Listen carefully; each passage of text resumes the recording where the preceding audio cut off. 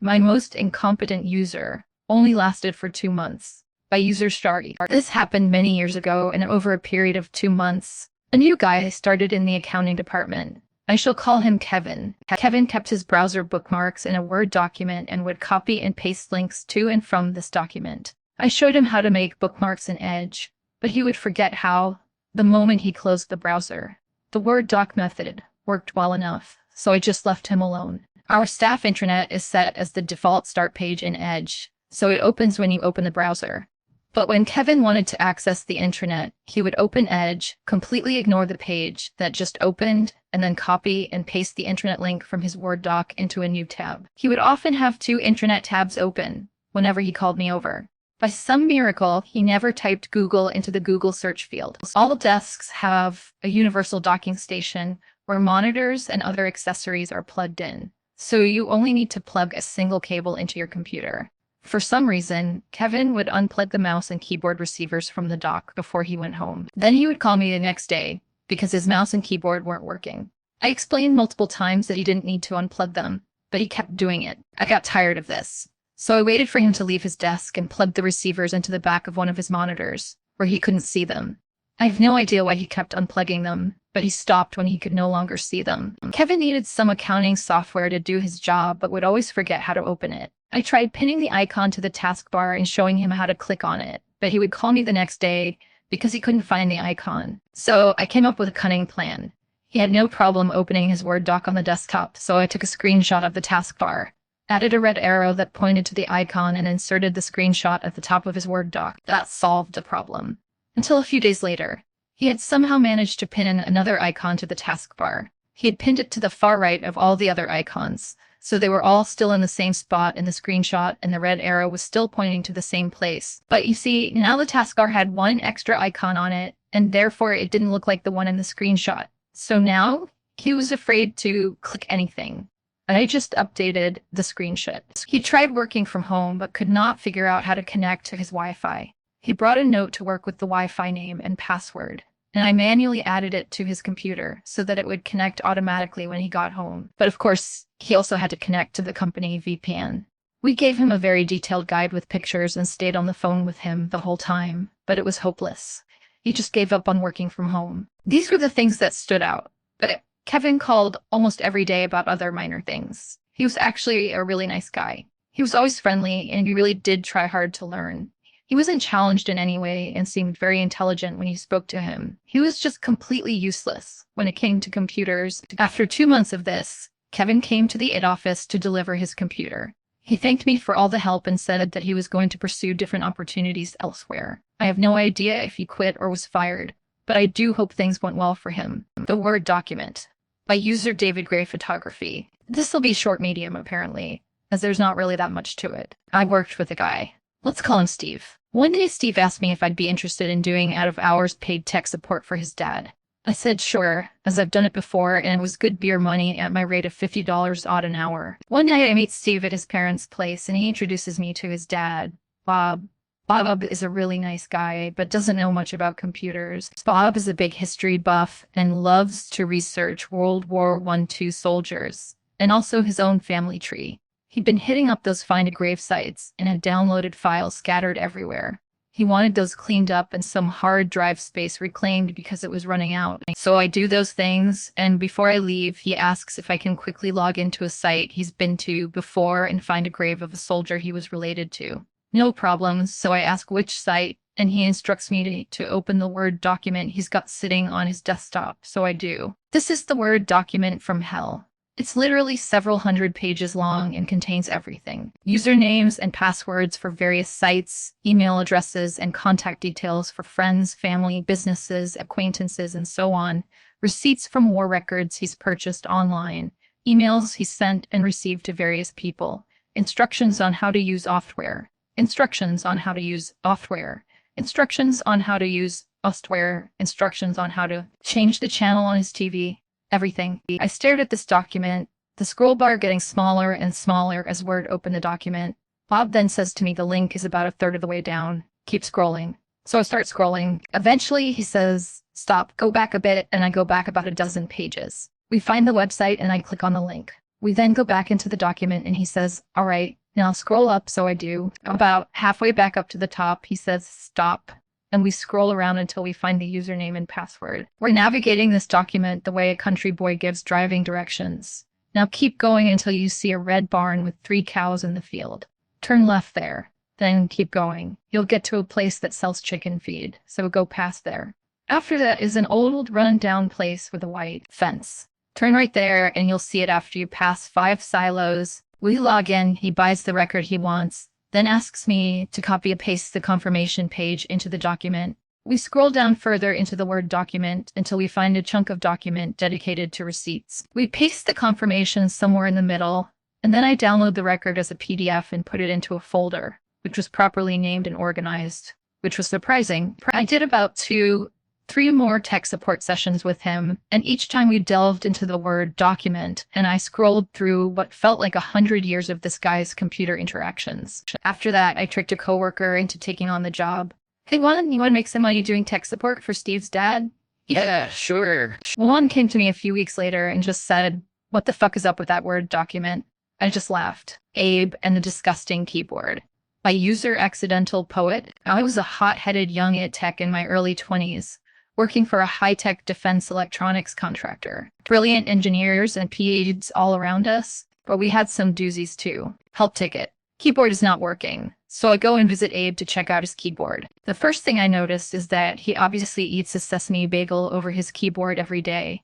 It's nearly filled to the top of the chassis with seeds, and there's a half-eaten sesame seed bagel sitting on his desk. My powers of deduction were staggering back then. The next thing I notice is that the beige keycaps on the keyboard are all dark, very dark gray. I reluctantly sit down to test the keyboard, and my fingers make that ceaseless sound as I lift them off the sticky keys. I stand up and tell Abe, I'm not working on this any further until you clean your keyboard, and walk away. A short while later, I get back to my office. My boss phone rings. Oh, hi Abe, new keyboard. Sure, I'll have one sent right off. I interrupt my boss. No, Abe just needs to dump out the sesame seeds and clean the thing. My boss looks at me like I'm nuts, and gets off the phone with a B. I explain the situation, and my typically idiot boss actually agreed with me. And now I'm in my mid-50s, and I'm still a hot-headed kid. Don't lie to it. Well, no, every freaking time. Working for a clueless boss. By user anxious, job or 772. I worked as an IT assistant intern for a boss in a small tech company in London. I mostly did small maintenance tasks, moved stuff around, and helped around the office. The basic intern stuff. The adventure begins when my boss, who is ironically helpless with computers, claims his mouse right click has stopped working. I go to his office and troubleshoot that he has somehow managed to disable it. Okay, no problem. Happens to the best of us. The next day, he tells me that his email has stopped working on his phone and has to be fixed ASAP before a business trip. He refuses to give me the phone as it is sensitive information, and just tell him what to do. It's worth mentioning, I have no clue what the phone is, what email he uses, or anything. After gruesome troubleshooting, is internet working? Are you logged in? Blah, blah. That leads nowhere.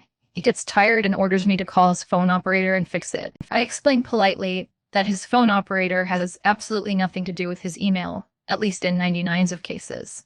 And that won't be any help. Now boss starts yelling, orders me to take a phone and call the support line. He even watches me to get started, so fine. Let's do this theater. I ring up his service provider, and after a 30-minute queue, start explaining the issue. There is a long pause. They asked me to put boss on phone to explain. I realized they were probably laughing back there.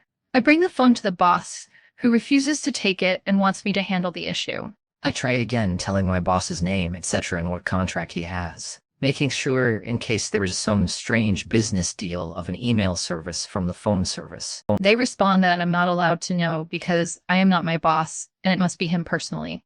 I hang up, and as my workday's over, leave a note for the boss to call them and do his thing. I am still 100% certain that the problem is something of a restart phone nature. But whatever. Tomorrow comes, boss is asking if email is fixed.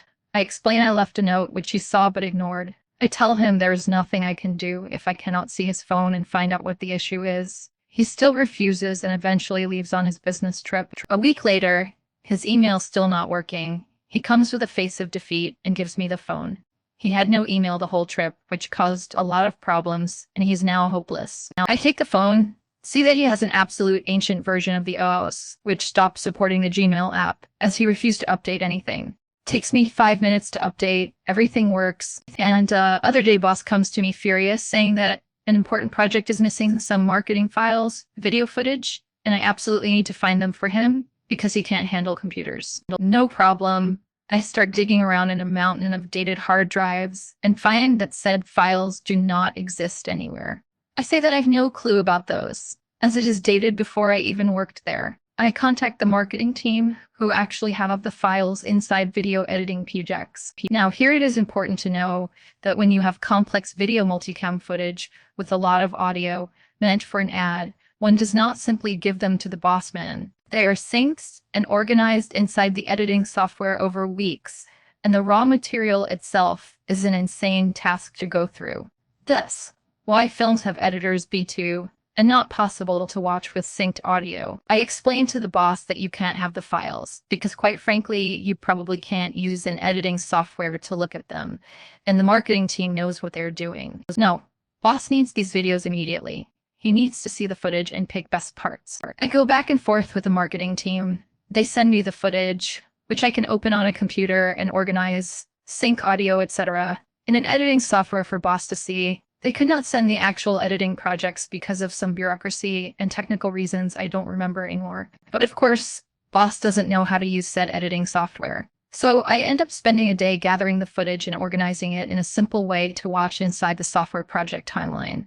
This timeline was specifically made for him, only containing footage after another, like a complex playlist. The boss wants privacy in watching, and somehow manages to play stuff on his own. He writes down times, showing on the video player, and makes notes like this is good, this is best, etc. And then I get yelled at, because apparently his notes and time codes make absolutely no sense to the marketing team. It shouldn't be possible to have that much stuff, even on purpose. By user Siren7. First tech job, first post here. Recently, our agency decided that we didn't like the personal network drives people use on their computers, referred to more commonly as just H drives for us, and decided we should have them move it all to one drive, since we already use Teams and Outlook after all. So slowly over the course of a month, this great OneDrive migration, moving folders from H drive to OneDrive, that's it, has taken place, with no shortage of confusion due to the verbiage of each agency we support, usually making it sound more complex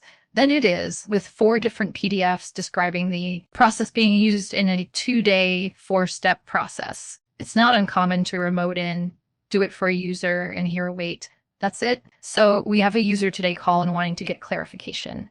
That's good. He isn't just asking me to do it. He wants to understand the process. Sure. I remote in and start waxing poetically about it work and stop dead in my tracks when moving some files, since I realize a horrifying truth. This man's H drive, a network drive with a max allotment of 800 GBs, is listed as being 9 TBs of data.